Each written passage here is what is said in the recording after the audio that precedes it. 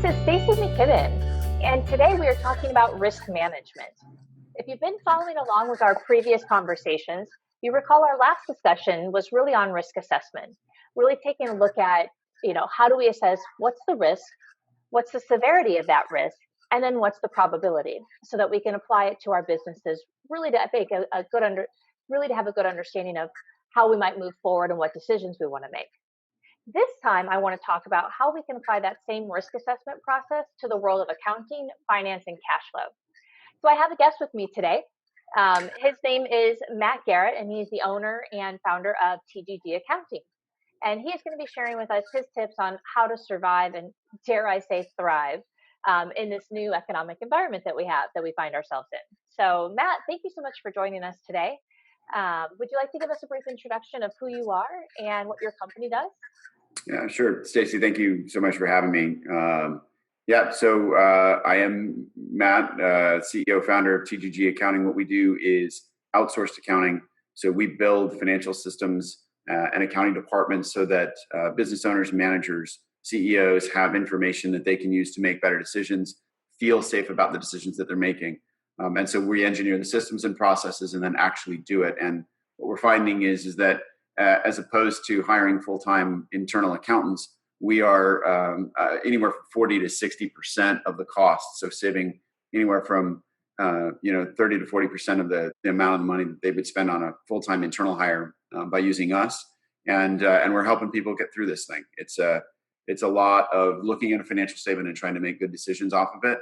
And now there's never been a more important time to run your business by the numbers and to really look for data to help you make the right decisions, because these times are so wild, dare I say, unprecedented, like everyone else says. But definitely a lot going on that I think through all the chaos, the thing you can count on are the numbers to really help guide you.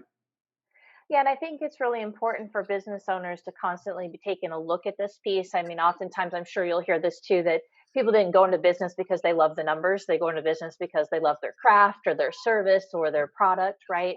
And this numbers part is kind of this, necessary evil of being a CEO or entrepreneur. But yet it's one of the areas that if we can really get our arms wrapped around it and build even just a modicum of confidence on how to read these financial statements, I think it can really help us all to feel confident about how to move forward, and to really help to ease the mindset part of what's going on here, knowing that you're actually going to be able to move forward, right, confidently. So I think there's a bigger calling for why know your numbers and why really get with a good partner that can help you to do that cost effectively. Because again, I tell people all the time, look, how much do you charge per hour, right? And how much time is it taking you to do that task? You could pay somebody to do that for exponentially cheaper than what it's costing you to do it. So I'm a big fan of outsourcing your particular service.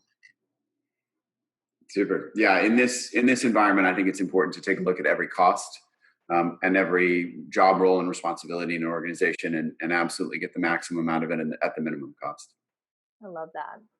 So, all right. So let's just start with a generic question, which is, from your perspective, what are you seeing today? What's going on?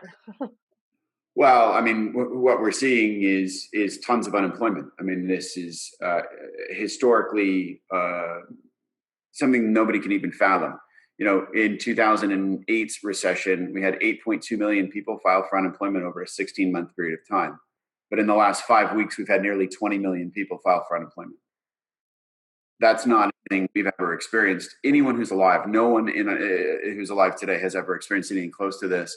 And even in the Great Recession, the Great Depression, I'm not sure it went this fast. So what we can expect is that we're in for a long haul. I mean, this is something that is going to have long-lasting repercussions on the economy. The mean sort of figures on GDP loss is somewhere in the neighborhood of 30 to 40%. So we're talking about GDP going down 30 to 40%, which is, we will have lost all of the jobs that were created in the last 10 to 15 years and all of the productivity out of that. So that it's hard to imagine that could be swallowed up in just a 6-week time frame, but it has been, and that's where we're at. That doesn't mean that we should all go hide. That all of a sudden, like, the world is falling and we should get your picks and shovels and your guns ready and your boats and start bartering for food. I don't think we're at that spot, and I don't think we will get to that spot. because even if 30% of the people are unemployed, 70% are still employed. Mm. In every industry and in every business, including things like restaurants, which are shut down for a lot of people, or hotels and hospitality, there will be businesses that survive and in fact grow and thrive through this environment. And I think the focus has got to be on having a positive attitude and proactively looking at what are the decisions that you can make as a business owner that's going to actually put you ahead as we come out of this thing. Yeah, absolutely. So should we expect a new normal coming out of this then? I mean, how does this ultimately look as a result of what's happening? Yeah, I do. I think there's going to be a whole lot of things that are new normals. I was looking at the travel statistics over the weekend, and airlines, the airline bookings, just by way of example, the first flight from JFK to LAX was American Airlines in 1959. And this week marked the first week since that point in time that they have not had a nonstop JFK to LAX. American Airlines hasn't had one. So the airlines are essentially shutting down. Hotels all around the world have shut down entirely. The hotel industry is down 95% in occupancy, and I'm still wondering where the 5% is coming from because I don't know hotel. But these are new norms, and what that's going to do is it's going to change behavior. I mean, we're doing this over Zoom. We might have done this in the studio before, 3 or 4 years ago. We're now learning how to communicate via Zoom. We're learning how to have remote meetings in a much more effective and efficient way. So it's going to change sales, because instead of doing selling that's necessarily face-to-face, we're going to get comfortable with this kind of selling. And this is going to be our new face-to-face, which is going to significantly cut travel costs. It's going to cut budgets, and that's going to help business be more profitable. They're also going to find new ways to approach your customers. There's going to be more digital marketing involved, more marketing around getting straight to the benefits, because people are going to want to have the lowest cost option that still provides quality. So changes in products that happen that might have been able to be sloppy in the past, you can't be sloppy now. So I find a much more efficient, much more accountable workforce. The pendulum from unemployment, in my industry, accounting unemployment was less than 1% in Southern California. Well, now it's close to 9% in and so we have a much different landscape where it used to be really critical for me to think about attracting and retaining. Now I've got to think about culture and really how do I build the team and the culture that I want so that people really enjoy working for us and that they are the most productive and the best workforce we can have. And then upgrading talent, not just resting on my laurels, but actually looking around and going, oh, wow, there's some really talented people that are out there on the street. Let's bring them in and upgrade the talent of the organization. So there is an entirely new normal that is going to come out of this, and a whole host of things that I can't even imagine that are going to come. There are new ways to work just because we're forced to. Yeah. Well, and again, I mean, you're saying things that for a lot of folks might be really scary still. The idea of thinking about bringing on people at this point when, it feels even precarious day to day, week to week, month to month. But I think that's part of what you're saying right now is, you really have to ask yourself, how is the fear serving you? If it's helping you to be smarter and more intentional and things like that, then great. If it's creating analysis paralysis or causing you to stay on the sidelines, then you might want to rethink, how you're using fear to influence your day-to-day actions. I mean, that's what I'm taking away from what you're saying. Sure. It's normal to be afraid in a time like this when the unknown is massive, right? That's the unknown of how long this is going to last. How many people is it going to kill? Is it going to affect my family? Is it going to, there's job loss. How does that affect my family? Right. There are things that are going to definitely, they've scared me. And what I've done to help myself feel better is reverted back to the things that I can count on, which are the numbers. Again, the more I look to numbers, whether it's my employees and increasing objective accountability with my employees, where they have numbers they know they need to hit, and I know that if they hit them, we're successful. I don't have to guess about it then. I don't have to feel it because I'm not feeling good. I'm really, feeling wonderful about the rest of the world and skipping through, the daisies. This is a time when I'm freaking out a little bit. And so for me, that means slow down and revert back to the things that I know are right and that I know I can count on. The only real thing that I know I can count on is the actual numbers and the data. So how can we assess the risk in our business then as you start to think about, what are some of the things we should be thinking about? And as I shared with you when we kicked off, some of the stuff that we've been talking about on our side with the team has been around, what is the risk that we need to be thinking about? What's the severity of that risk? And then what's the probability that that's going to happen, right? And you think about that through the lens of marketing, sales, consumer behavior, your operations, and now, through the lens of accounting and finance, how can we assess the risk? What are some of the areas that you think we should be paying attention to most? Well, I think the obvious risk is the risk of declining sales. Right. And that's the most obvious one. And so what I would tell you is that you want to do scenario planning. So you want to set out, map your org chart out, make sure that you've got job descriptions by objective, meaning that if they hit these objectives, they're winning in their job description. If not, they're losing in their job description. And then build that org chart out and say, well, what happens if my revenues go down 25, 50, 75%? Who are we going to cut? What other expenses are we going to cut, and how are we going to shift so that we can survive through this? So that's the scenario planning. And the other side of the scenario planning is using a cash flow forecast. So we've got a cash flow forecasting tool on our website that'll forecast out 13 weeks of cash flow, because there's two pieces to this. One is you want to make sure that you're thinking about the revenue side and profitability, but the other part is just cash to survive. How do I make sure that I survive this as long as I possibly can? So you've got, on the one hand, profitability planning, and I think everybody should try to get to at least a break even, if not profitable, during this time. Don't say, well, we're in a recession, so I'm just not going to be profitable. Every business can still find a way to profitability. And then the other side of it, though, has to be, okay, but if I'm not profitable, if things get even worse than I thought they would be, how do I make sure that I've got enough cash strength or balance sheet strength, what we would say in accounting, to make sure that I can withstand this? And that's what I would do to really make sure that you're protecting yourself on the downside, as well as, frankly, just getting yourself ready to go when the economy comes back. So what are some of the tactics then to help us survive, as you start to think about that? Yeah, again, I think it's one is that cash flow planning. And so inside of that cash flow planning would include what I'll call cash hoarding. Hoarding, a bad word for a long time. In this environment, cash hoarding sounds awesome, and like something we all have to do all the time. And so you've got to think about, are you collecting from your customers? Because if you're selling and not collecting, it's worse than not doing the work in itself, right? Whether you're delivering a product or a service.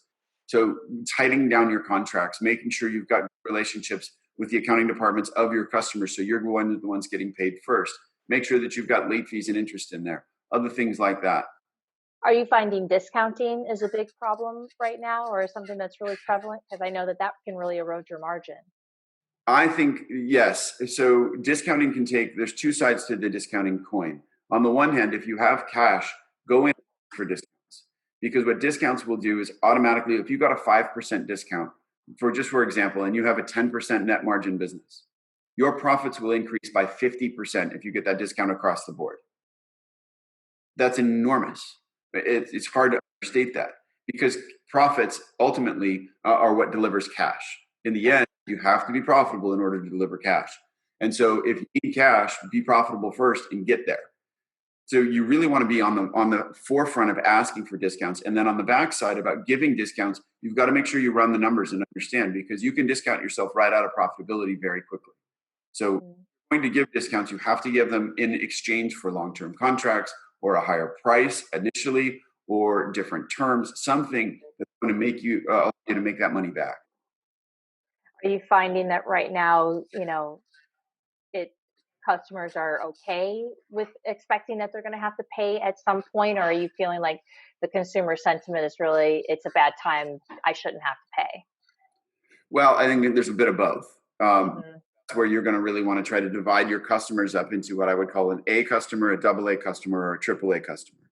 A customer is one that you know is going to pay. A double A customer is one that you think is going to pay. And a triple A customer is one where you have questions.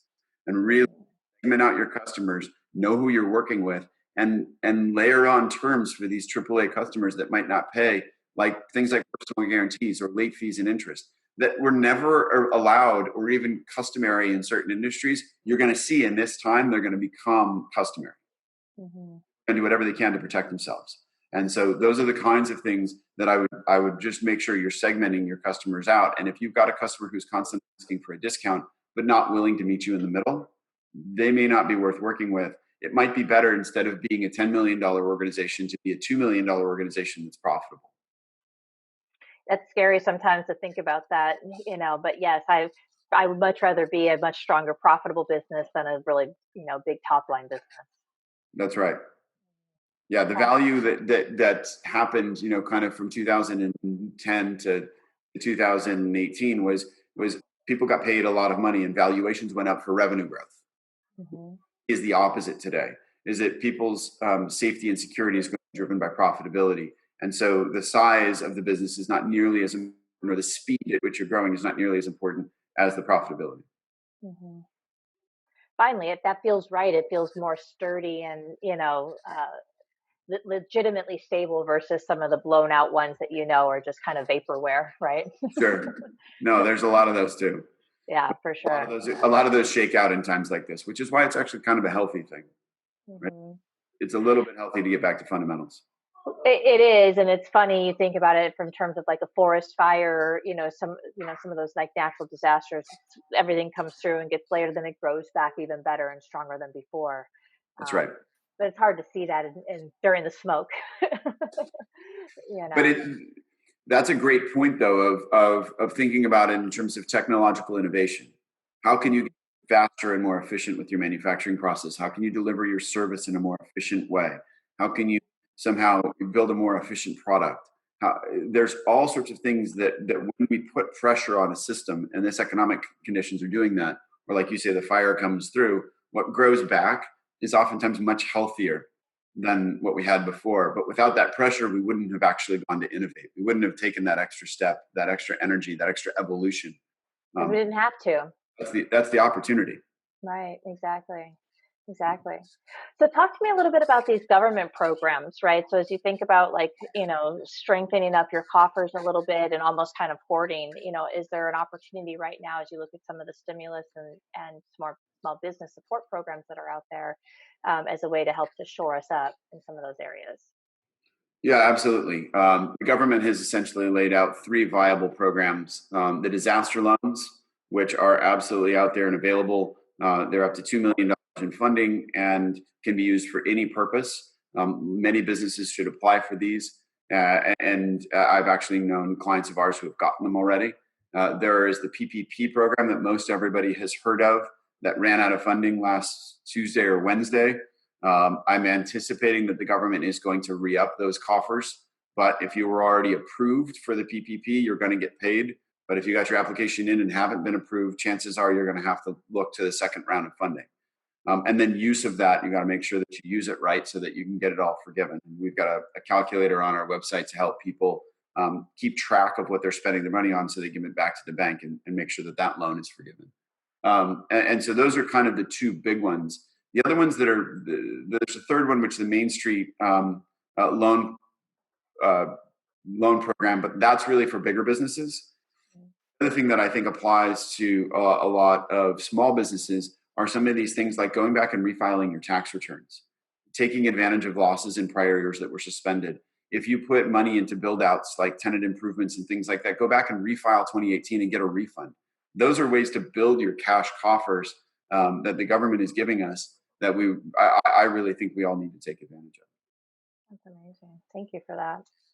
All right. Any last, tips or tricks that you think we should be paying attention to right now as you think about, managing your cash flow and, just weathering the storm?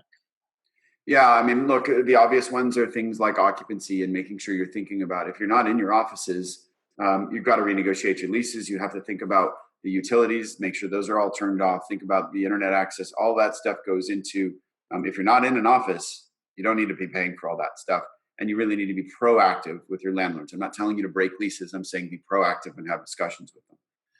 Other, pretty obvious tips and tricks here, but things that are important is analyze every expense. Go through your P&L and analyze every single expense that you have and figure out whether it's mandatory. If it's not mandatory and if it's not pushing your business forward, cut it. And the kinds of things that when we're in really good times, sometimes we're a little bit lazy with. We're like, it's no big deal, whatever. We'll deal with that later. These are the times when you've got to have a certain focus on your financial statements and making sure you know exactly where you're spending all your money, because that's another way to get more efficient and more effective. So those are kind of just some easy and obvious ones. But also, look, we've got to think about people. People are generally businesses' largest expenses. Mm-hmm. Really think about holding people accountable. I think the proactive side to this is a chance to increase proactivity through process and system development and get people working more effectively than they ever have before. And if they're going to quit because you're putting too much of a light on them and shining too much, accountability on them, well, great news. There's 20 million people on the street right now that need to. So, so it's time for us to take those tactics that we've wanted to take and have that discipline to do those little things, because every little thing that you do is going to add up. There's death by 1,000 cuts, but there's also success by 1,000 cuts in business. Mm-hmm. I love it. So I feel more energized and I feel a little bit more in the driver's seat. I think, at the end of the day, again, too, that's our goal here, right? With empowering business owners with the information they need to be able to move forward. Because again, you could feel overwhelmed and you could feel like it's more than you can handle, or again, you can see it as your opportunity and use it as a way to carve out your new niche and your new path. Matt, it's such a pleasure to chat with you as always, and I always just learn so much when we connect. If somebody wanted to reach out and learn more, where would they reach out, or how should they find all the tools you talked about? Yeah, so the easiest place is our website, which is tgg-accounting.com.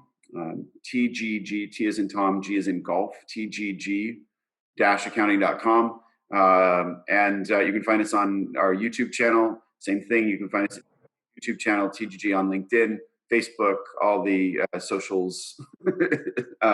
We have a Instagram, which is Living by the Numbers. So any of those social media places, you can find us on all that stuff. And Stacy, again, I really appreciate the time and the ability to be on and chat with your listeners. Yeah, of course. Always appreciate it too, Matt. Have a good one, and we'll talk to you guys soon. Take care. Thanks.